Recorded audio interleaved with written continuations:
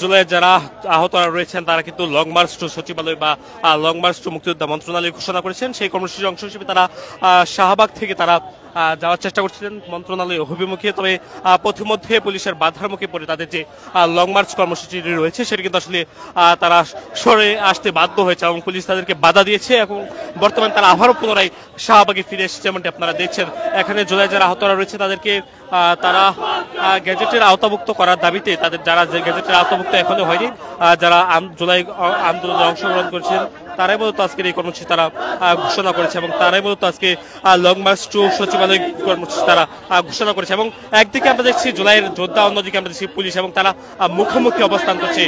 একেবারে মুখোমুখি অবস্থানে জুলাইয়ের যোদ্ধা, পাশাপাশি আইন শৃঙ্খলা রক্ষাকারী বাহিনী। একদিকে আইন শৃঙ্খলা রক্ষাকারী বাহিনী বলছেন তাদেরকে আসলে সচিবালয়ের অভিমুখে যেতে দিবে না, অন্যদিকে জুলাইয়ের যারা আহতরা রয়েছে তারা কিন্তু সচিবালয়ের অভিমুখে যাওয়ার চেষ্টা করছে এবং তারা স্লোগান দিচ্ছেন। এই মুহূর্তে শাহবাগ জাতীয় জাদুঘরের ঠিক সামনে তারা অবস্থান নিয়ে তারা স্লোগান দিচ্ছে। কি দাবিতে আজকে আপনাদের লং মার্চ? আমাদের আজকে 1 বছর ধরে হয়রানি করতেছে, আমাদের এমআইএস করতে দিতেছে না, করে দিতেছে না, আমাদেরকে ভেরিফাই করছে, ভেরিফাই করার পরও আমাদেরকে 6 মাস ধরে দৌড়াইতেছে, হয়রানি করতেছে। 2 দিন পর সিভিল সার্জন অফিসে যাই, বলে 2 দিন পরে আসেন, 1 সপ্তাহ পরে আসেন, এগুলা বলে আমাদেরকে কাজটা করে দেয় না। আমাদের সাথে সবসময় বাটপারি করে। 2 দিন পর নির্বাচন, ফেব্রুয়ারি 12 তারিখ নির্বাচন প্রকাশ হয়েছে। যদি নির্বাচন আসে, বাংলাদেশের যে রাজনৈতিক দলের যে অবস্থা, আমাদের তো জঙ্গি হিসাবে ঘোষণা করে দিবে। বাংলাদেশের যে নির্বাচন কমিশন, এইটাই তো ঠিক নাই। বাংলাদেশের যে রাজনৈতিক দলগুলো আছে, এগুলো তারা বড় বাটপার। 100 রেজার গেছে, আরেক 100 রেজার আসবে, 100 রেজার যাবে, আরেক 100 রেজার আসবে। আমরা যতদিন এটা সংস্কার না করছি ততদিন বাংলাদেশ ঠিক করা যাবে না। কতবার স্বৈরাচার আসবে? দর্শক দেখছেন, একদিকে আইন শৃঙ্খলা বাহিনীর কঠোর অবস্থান, অন্যদিকে জুলাই যোদ্ধা তারা কিন্তু মুখোমুখি অবস্থান করছেন। জুলাই যারা আহতরা রয়েছেন তারা বলছেন তারা এই মুহূর্তে মুক্তিযোদ্ধা মন্ত্রণালয় এবং সচিবালয় হুকুমকে তারা রওনা করেন বা লং মার্চ কর্মসূচি তারা পালন করেন। অন্যদিকে এই যে তাদের কর্মসূচি, সেই কর্মসূচিকে ঘিরে মূলত আইন শৃঙ্খলা বাহিনী তারা কঠোর অবস্থান নিয়েছেন। একেবারে মুখোমুখি অবস্থান আইন শৃঙ্খলা বাহিনী, পাশাপাশি এই যে জুলাই যারা আহতরা রয়েছেন তারা। তালিকায় এখনো অন্তর্ভুক্ত হয়নি, যারা এখনো গেজেটে অন্তর্ভুক্ত হয় নাই তাদেরকে অতি দ্রুত অনতিবিলম্বে গেজেটে তালিকায় প্রকাশ করতে হবে।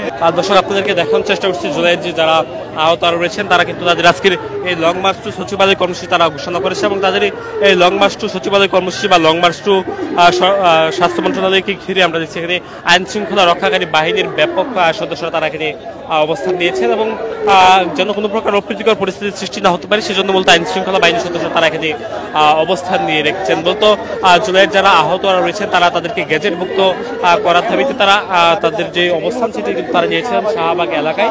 শাহবাগ থেকে তারা যাওয়ার চেষ্টা করেছিলেন সচিবালয়ের অভিমুখে, তবে প্রতিমধ্যেই তাদেরকে কিন্তু আটকে দিয়েছে আইন শৃঙ্খলা রক্ষাকারী বাহিনীর এবং আইন শৃঙ্খলা বাহিনীর সদস্যরা তাদেরকে এই এলাকায় আটকে দিয়েছেন যেন তারা কোথাও যেন মুভ করতে না পারে। এখানে বিপুল সংখ্যক পুলিশের সদস্যদেরকে মোতায়েন করা হয়েছে এবং পুলিশের সদস্যরা এখানে যে কোনো প্রকার অপ্রীতিকর পরিবেশ রোধ করার জন্য তারা অবস্থান নিয়ে রেখেছেন, যেমনটি আপনারা দেখছেন। আমরা এখানে কথা বলছিলাম বেশ কয়েকজন জুলাই যারা আহতরা রয়েছেন তাদের সঙ্গে, আবারও আপনাদের সঙ্গে কথা বলে শোনার চেষ্টা করবো আসলে তারা কি দাবিতে এখানে এসেছেন।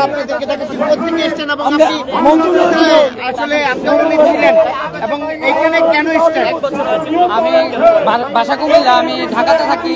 মিরপুর আহত হয় 18 তারিখে, তারপর চিকিৎসা দিচ্ছিলাম। তারপরের দিন সকালে কুমিল্লা চলে যায়। তারপরে আমি সিএমএইচে চিকিৎসা নেওয়ার পরে আমাদের এইভাবে অনেক হয়রানি করা হয়। একদিন এখানে একদিন ওইখানে, প্রপার কোনো আমাদের দেওয়া হয় না। এভাবে ভোগান্তি দিতে দিতে আজ আমরা এ পর্যন্ত এসে মানে একবারে হয়রানি হয়ে গেছে। 1 বছর 1 মাস এবং আমরা ঘুরেতেছি। এর ডিসি অফিসে, সিভিল সার্জন অফিসে, এই ঢাকাতে, এই শাহবাগে কত জায়গায় আমরা নিতেছি, কিন্তু আমাদের কার্যক্রম এখন কনফার্ম হয় নাই। এই যে দেখেন আমার মাথায় 6টা গুলি লাগছে, এখনো প্রমাণ আছে। আমরা কোনো দাবি দেবো পাই নাই, শুধু ডেটের উপর ডেট দিচ্ছে। আজকে কালকে মানুষ থেকে 2000 টাকা ধার নিয়ে বগুড়া থেকে আমি এখানে যাচ্ছি, এখনো মাথায় হাতে গলায় 6টা গুলি আছে। এখনো 12 থেকে 16টা গুলি বাইর করছি, এখন পর্যন্ত 1 টাকাও পাই নাই। নিজের 10,000 টাকার উপরে খরচ করে বসে আছি, কিন্তু কোনো দাবি মানে না এখন পর্যন্ত।